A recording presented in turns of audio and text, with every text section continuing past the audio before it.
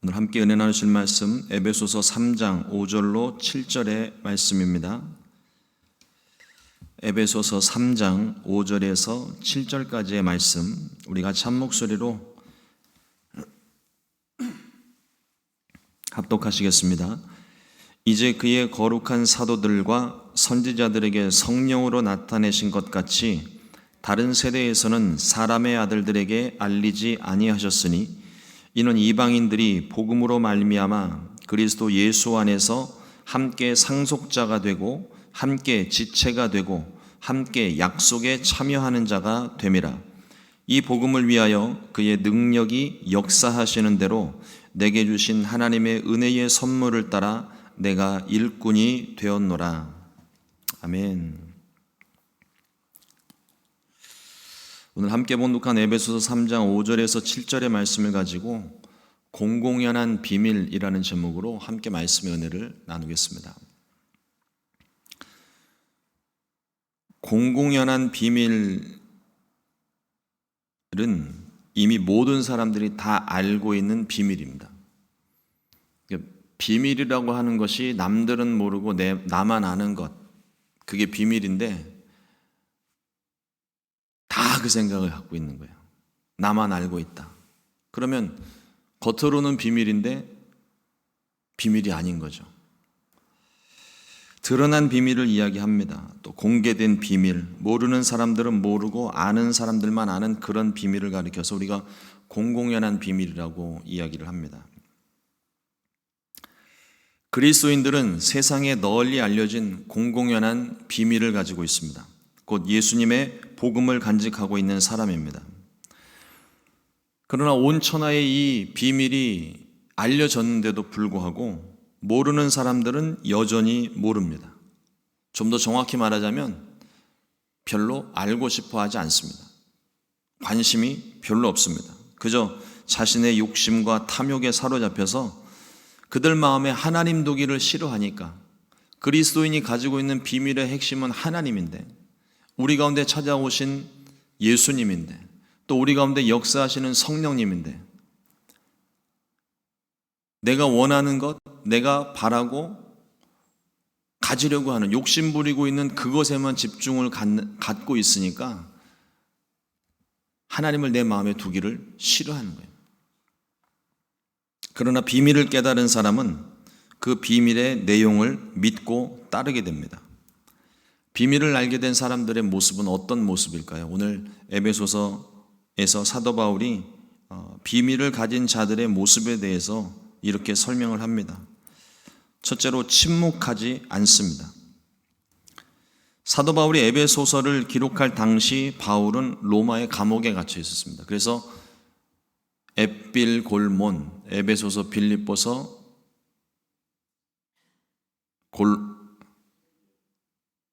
골로새서, 빌레몬서 이 네 권의 책을 우리가 옥중서신이라고 이야기를 합니다. 바울이 붙잡힌 이유는 복음을 전했기 때문입니다.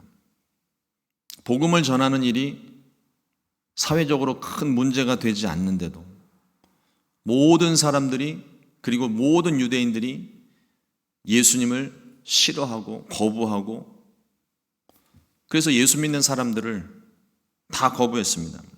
지금도 그렇지만 세상은 여전히 복음을 거부합니다. 그리고 복음을 전하지 못하게 합니다. 그러나 복음의 비밀을 가지고 있는 사람은 절대로 침묵하지 않습니다. 사회적으로 복음의 비밀을 전하지 못하게 해도 복음은 여전히 확산되고 있고 또 그렇게 돼야 되고 앞으로도 계속 그럴 겁니다. 마음에 불이 붙는 것 같아서 답답하여 견딜 수 없기 때문에 이 비밀에 대해서 침묵하지를 않습니다. 그리고 우리 안에 역사하신 성령께서 이것을 끊임없이 말하게 하세요. 이것이 굳이 우리가 입술로 예수님 믿어야 됩니다. 예수 믿고 구원 받으십시오 라고 입으로 전하는 것 뿐만 아니라 우리의 삶 가운데서 그 모습이 저절로 드러나게 되는 거예요. 성령 충만한 사람은요, 말과 행동이 변합니다. 우리 얼마 전에도 말씀을 나누었던 것처럼 성령 받은 사람들, 예수 믿은 사람들의 그 삶의 모습이 이전과 이후가 확연하게 달라요. 심지어 바울처럼 복음을 전하다가 거부당하고 붙잡히고 옥에 갇힌다 해도 기꺼이 복음을 전합니다. 예전에 한번 소개해드린 적이 있었는데, 전에 사역을 할 때 공원에서 노방전도를 할 때가 있었어요. 근데 그 노방전도를 나가기 직전에 한 권사님이 그런 말씀을 하시더라고요. 목사님, 제가 복음을 너무 전하고 싶은데 목사님이랑 같이 공원에서 전도지 나누고 싶은데 내가 다리가 이래서 얼마나 할 수 있을지 내가 잘 모르겠어요. 그리고 권사님, 우리 힘는 닿는 데까지 한번 해봅시다. 제가 도와드릴게요. 너무 힘드시면 그냥 벤치에 앉아 계셔도 괜찮습니다. 같이 우리 기도하는 마음으로 복음 전하는 거니까 같이 가십시다. 이제 그렇게 해가지고 같이 갔습니다. 그렇게 해서 한 2시간 정도 공원에서 돌아다니면서 노방전도를 했거든요. 운동 나온 사람들 다 찾아다니면서 전도지 주고 또 앉아서 상담해 주기도 하고 어떤 분들은 기도를 해 주기도 하고. 근데 2시간 지나고 난 다음에 이 권사님이 숨을 헐떡헐떡거리면서 저한테 오신 거예요. 그래서 권사님 왜 그러시냐고, 어디 불편하시냐고 그랬더니 그분이 막 울먹거리면서 하시는 이야기가, 목사님, 내가 전도지를 들고 섰는데 갑자기 다리가 움직여요. 그러고서 알아보니까 이분이 2시간 동안 쉬지 않고 계속 걸어 다닌 거예요. 다리가 막 편안해지니까 더 신이 나가지고 막 열심히 돌아다니신 거예요. 그러면서 그때 하셨던 고백이, 복음 전하니까 내 다리가 움직인다고. 그 복음을 전할 수 있도록 하나님이 특별히 그날 힘을 주시고 다리에 힘을 주시고 걸을 수 있게, 자유롭게 걸을 수 있게, 고통 없게 하나님께서 은혜를 베풀어 주셨던 것 같습니다. 복음을 전할 때 우리에게 기쁨이 있고 우리에게 생명이 있고 우리에게 회복이 있습니다. 바울은 옥에 갇혀 있고 자유를 잃었는데도 기쁨이 있었고 감사함이 있었습니다. 감옥에서 비통한 마음으로, 슬픈 마음으로 이 옥중서신을 쓴 것이 아니라 정말 비장한 마음으로, 내가 이 옥에 갇혀서 내가 투철한 정신을 가지고 아주 불타는 사명감으로 아주 비장한 각오로 이 에베소서를 쓴 게 아니에요. 이제 로마에 가서 복음을 전할 수 있는 기회를 얻었기 때문에 바울은 기쁨을 감추지를 못합니다. 복음의 비밀 앞에 침묵하지 않고 담대히 복음을 전하게 되시기를 주님의 이름으로 축원합니다. 둘째로, 비밀을 간직하고 있는 사람은요, 비밀의 가치를 압니다. 예수님께서 이 마음을 밭에감 주인 보화를 발견한 사람의 마음에 비유를 하셨어요. 마태복음 13장 44절 말씀에, 천국은 마치 밭에감 주인 보화와 같으니 사람이 이를 발견한 후 숨겨두고 기뻐하며 돌아가서 자기의 소유를 다 팔아 그 밭을 사느니라.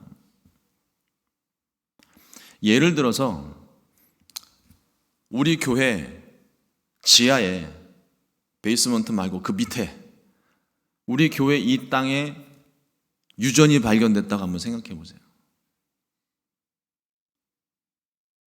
지금은 아무도 모르는데 누군가 만일 이 사실을 알았다면, 특별히 석유회사에서 정유공장에서 이걸 만약에 알았다면 웃돈을 주고서라도 당장에 우리 교회를 사려고 할 거예요. 우리 교회가 안 판다고 이야기를 해도 끊임없이 잊어버릴 만하면 찾아와가지고 이 건물 우리한테 팔으라고, 이 건물 우리한테 팔으라고, 내가 2배를 쳐주고 3배를 쳐줄 테니까 우리한테 제발 좀 팔아달라고, 어디 딴 데 팔지 말고 나한테 꼭 연락해 달라고 올 때마다 네임카드 갖다 주고, 어떻게든 이 땅을 자기가 얻어야 되겠다라는 분명한 목적이 있잖아요. 끈질기게 찾아와서 이 건물을 우리에게 팔아달라고 사정을 할 것입니다. 그런데 이 사실을 알지 못하는 사람은요, 그렇게 쫓아다니는 사람을 가리켜서 미쳤다고 할 거예요. 여기 뭐 얼마나 뭐 좋은 부지라고, 이게 교회, 우리 순복음 시카고 교회가 있으니까 좋은 땅이지, 우리 교회가 아니면 이 땅이 뭐 얼마나 값어치가 있겠어요. 근데도 2배, 3배 주고 이 건물을 산다? 주변 사람들이 다 미쳤다고 그러죠. 하지만 그 소리를 듣는 한이 있어도 값진 정보를 가진 사람, 세상 관점으로 이야기하면 돈이 되는 정보를 가지고 있는 사람은요, 수단과 방법을 가리지 않고 이거를 얻으려고 할 거예요. 사람들이 말리고 비웃어도 웃으면서 자신의 목적을 이루기 위해 오늘도 노력을 할 거라는 겁니다. 지혜로운 사람은 가치 있는 일에 아낌없이 투자를 합니다. 믿음의 사람은 하나님의 영광을 위해, 하나님의 뜻을 위해 자신의 모든 인생을 겁니다. 이걸 순종하면서 따른다고 우리가 표현을 하죠. 가치 있는 인생을 살기 위해 할 수 있는 일이 있고, 가치 있는 인생을 위해 해서는 안 되는 일도 있어요. 그런데 내가 하고 싶은 일을 하지 못한다고 슬퍼할 수 있습니까? 더 나은 인생, 가치 있고 영원한 인생을 살기 위해 때로는 제한을 두기도 하고 고통 중에도 기꺼이 견딜 수 있는 것입니다. 가치가 있기 때문이죠. 이것이 절제와 오래 참음의 모습이에요. 그러니까 우리에게 하나님이 자유를 주셨는데 이 자유는요, 하나님의 말씀의 범위 안에서 누릴 수 있는 자유예요. 우리에게 자유를 허락해 주셨다고 내가 내 마음대로, 내 고집대로, 나 하고 싶은 대로 다 하면서 사는 게 아닙니다. 세상에서도 마찬가지잖아요. 법이라는 테두리 안에서 우리가 움직이는, 자유를 누리는 것이지, 그 법을 벗어나게 되면 그때부터는 공권력으로 또 어떤 다른 법의 제도로 그것을 제한하고 불이익을 주게 된다는 것입니다. 구원받은 삶이 복된 삶이고, 구원받은 삶이 가치 있는 인생입니다. 감추어진 비밀의 가치를 우리는 알고 있습니다. 이러므로 믿음으로 순종하여 하나님의 뜻을 이루는 가치 있는 인생 살게 되시기를 주님의 이름으로 축원합니다. 세 번째로, 비밀을 깨닫고 전합니다. 에베소 3장 7절 말씀에 이 복음을 위하여 그의 능력이 역사하시는 대로 내게 주신 하나님의 은혜의 선물을 따라 내가 일꾼이 되었노라. 바울이 이렇게 고백을 합니다. 바울은 하나님의 특별한 섭리 가운데 예수님을 핍박하던 자에서 예수님을 전하는 자로 부르심을 받았어요. 어느 누구보다 구원의 은혜를 크게 경험한 사람입니다. 바울은 자신의 경험에 근거해서 증거하고 있는 것이, 예수님을 만나기 이전까지 구약의 말씀을 보면서도 깨닫지를 못했고, 예수님에 관한 소식을 들으면서도 믿지 못했고, 오히려 예수 믿는 자들을 핍박하는 것이 자신의 사명이라고 생각을 했던 사람이에요. 그러나 다메섹으로 가는 길에서 주님을 만난 후에는, 그리고 금식하며 성령을 받은 후에 비로소 이 사람이 비밀을 깨달은 거죠. 이젠 바울도 비밀을 간직한 자가 되었습니다. 그런데 내 동료 유대인들은 아직도 예수님을 알지를 못했어요. 여전히 예수님을 핍박할 뿐만 아니라 어제까지 자기와 한솥밥을 먹었는데 자신도 핍박하며 죽이려 달려들었습니다. 그들이 왜 그랬을까요? 바울은 비밀을 깨달았지만 이 사람들은 비밀을 깨닫지 못했어요. 똑같은 구약의 말씀을 봤습니다. 똑같은 구약의 예언의 말씀들을 봤어요. 똑같은 하나님의 율법을 가지고 그것을 연구했고 그 공부를 했던 사람들입니다. 그런데 같은 말씀을 보면서도 비밀을 깨달은 자와 깨닫지 못하는 자가 있다는 거죠. 에베소서 3장 5절 말씀에 보면 이제 그의 거룩한 사도들과 선지자들에게 성령으로 나타내신 것 같이 다른 세대에서는 사람의 아들들에게 알리지 아니하셨으니 이렇게 기록합니다. 사도들과 선지자들에게는 성령이 깨닫게 하셨지만 사람의 아들들, 곧 이방인들, 그리고 죄 가운데 있는 사람들에게는 성령이 이것을 감추어 두셨다는 말씀이에요. 예수님이 오기 전까지 하늘의 비밀은 철저하게 감추어져 있었습니다. 오직 하나님의 백성인 이스라엘에게만, 그것도 어렴풋이 보여졌을 뿐입니다. 그러나 예수님께서 세상에 오심으로 이 비밀이 비로소 온 천하에 공개가 된 거예요. 모든 사람들에게 알려진 공공연한 비밀이 되어버렸습니다. 그 내용은 하나님이신 예수님께서 육신을 입고 우리의 모든 죄를 대신하여 십자가에서 죽으셨다가 사흘 만에 다시 살아나셨고, 그래서 우리의 주와 그리스도가 되신 사실, 그러므로 누구든지 이제는 예수님을 믿기만 하면 구원을 얻는다는 복음의 비밀이 온 세상에 드러났어요. 그리고 계속해서 전파가 되고 있습니다.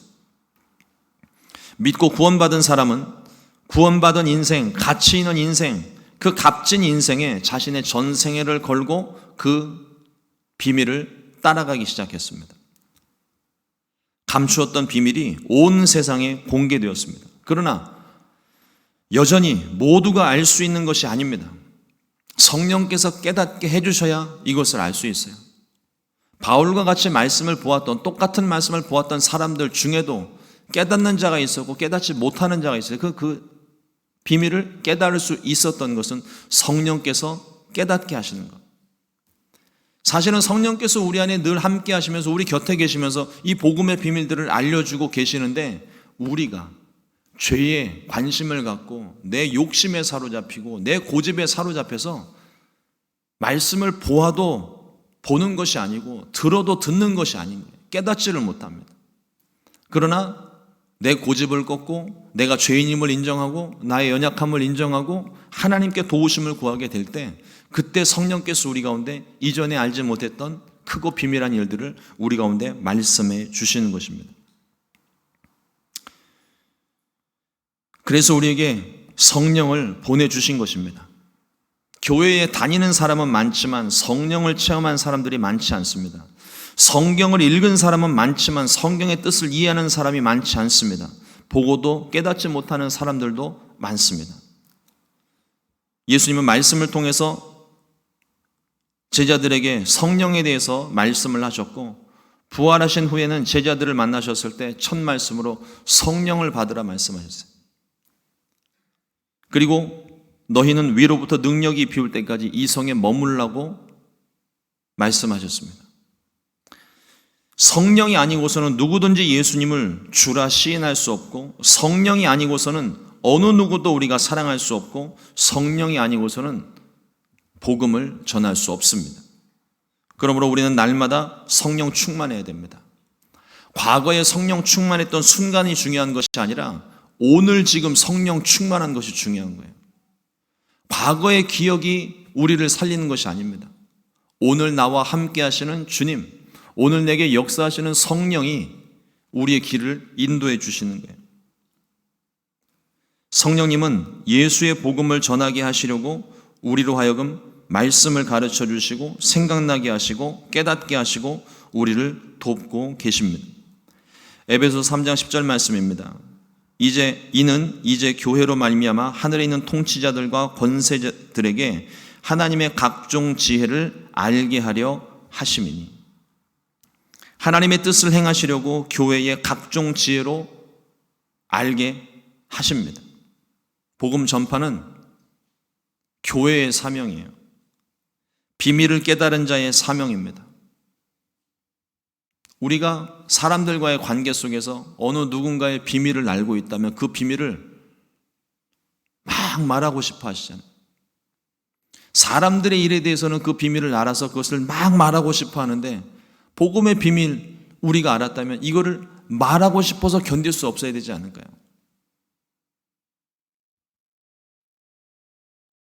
전하는 사람이 없으면 들을 수도 없습니다. 하나님께서 우리에게 그 사명을 주신 거예요. 아직 복음의 비밀을 알지 못하는 자들, 깨닫지 못하는 자들, 듣지 못한 자들에게 가서 복음을 전해라. 그래서 우리에게 성령도 주시고 말씀을 깨닫게 하시고 우리의 삶을 변화시켜 주신 것입니다. 그러므로 우리는 주님의 마음을 품어서 이 주님의 마음과 같은 마음으로 힘써 복음을 전해야 할 줄로 믿습니다. 하늘의 비밀을 맡은 자로서 기쁨으로 그 사명을 잘 감당할 수 있게 되시기를 주님의 이름으로 축원합니다. 기도하겠습니다. 하나님 감사합니다. 오늘도 주의 말씀을 허락하여 주시고 이 말씀 함께 나누고 다시 한번 우리 안에 복음의 비밀의 가치와 또 그 사명에 대해서 말씀 깨닫게 하시니 감사합니다.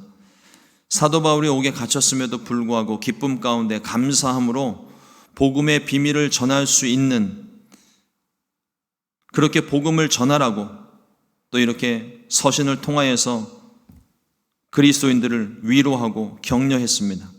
하나님, 이 말씀이 내게 주시는 말씀이 되어 오늘 내가 어디를 가든지 누구를 만나든지 복음을 전할 수 있는 담대함을 얻게 하여 주시옵소서.